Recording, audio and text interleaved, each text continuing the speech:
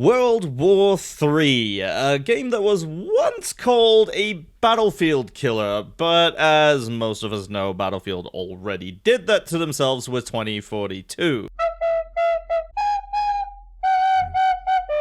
But just like Battlefield did, World War III sits on Steam with an overwhelmingly negative review score. But watching the gameplay alone, you can't immediately see why. Our units are taking hold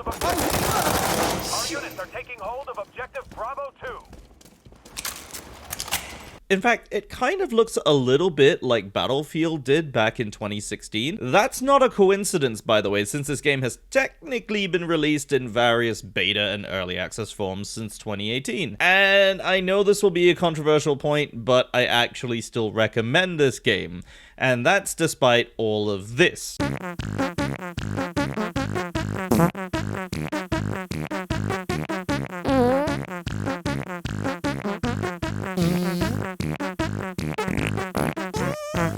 Yep, server issues after server issues have plagued this game for several years now, and in the past developers have switched publishers to MyGames, a company known for publishing almost exclusively free-to-play games. So it's no surprise then when World War III announces it's going free-to-play as well. But along with the MyGames publishing came their proprietary launcher, which nobody likes. And yes, it is MyGames' launcher. I know this because it's the same launcher that they used for Armored Warfare, another game with a whole bunch of great ideas and potential that was ultimately let down by bad business and marketing decisions. Starting to see a common theme here.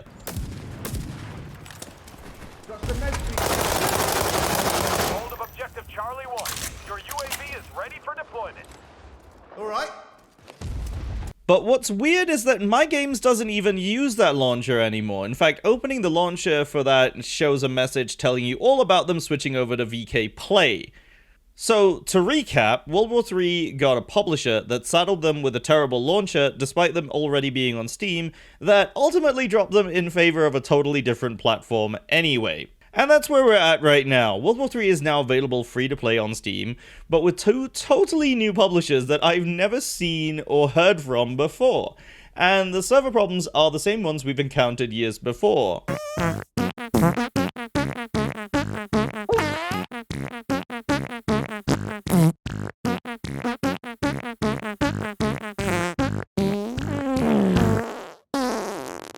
Now, I don't know for sure what's going on internally to cause all these problems time and again, but then nobody knows. Not even your favorite big FPS YouTubers know. Why?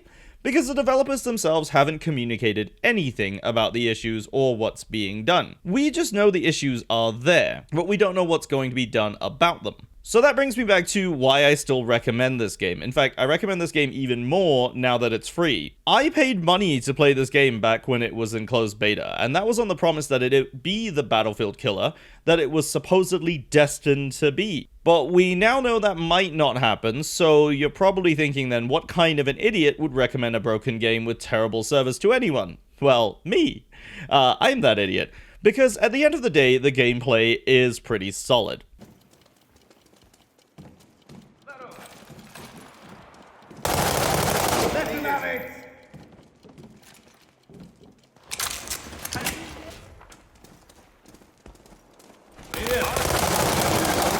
Alpha 2. Your UAV is ready for deployment.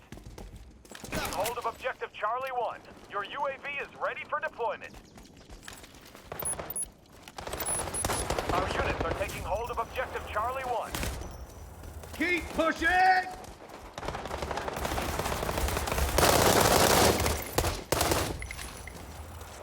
It's a good Battlefield-style game with little pieces of Call of Duty such as score streaks in the form of airstrikes, drones, and vehicle drops added in. So when you finally do get into a battle, it more than fulfills the gameplay that games like Battlefield 3 once did. And these days, it's either this or buying Battlefield 2042. Why are we still here? Just to suffer? Yeah, maybe not. Maybe when Modern Warfare 2 is released, that might blow this out of the water, but for a free-to-play game, World War III, for now at least, is worth hopping onto once in a while. Don't get me wrong, I totally understand the frustrations of people just like myself who spent money to play this game back in the day. But if you haven't been burned in that way, you know, it's probably still worth checking out, when you can log in and find a game, that is. Yeah, it's not perfect, but it's also free, and the short time I spent playing with it recently has shown me that I still really like the gameplay. So consider this more of a 50 or 60% recommendation. Not the full recommendation, but kind of a half and half.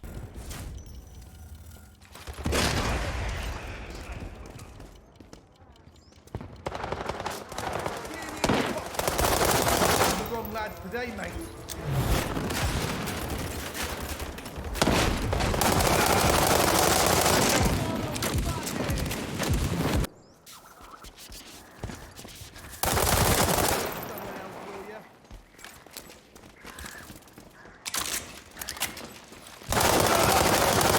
Up there.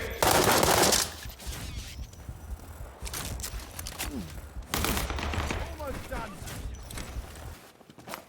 Artillery ready at your command.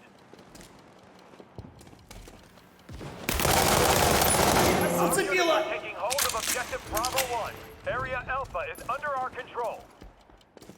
Open fire!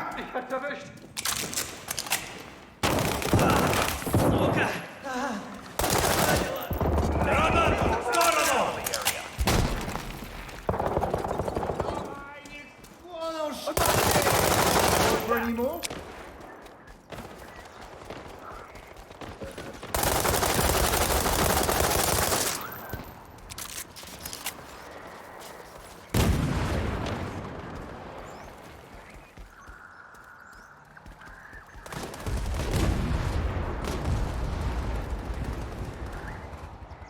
Enemy vehicle.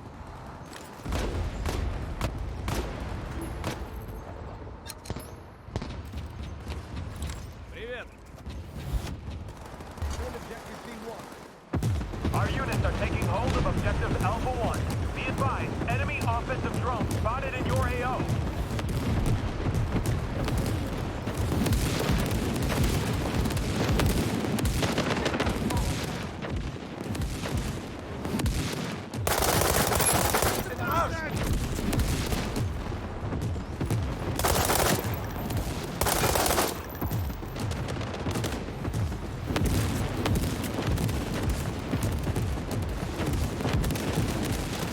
Our units are taking hold of objective Charlie 1. Our units are taking hold of objective Bravo 2.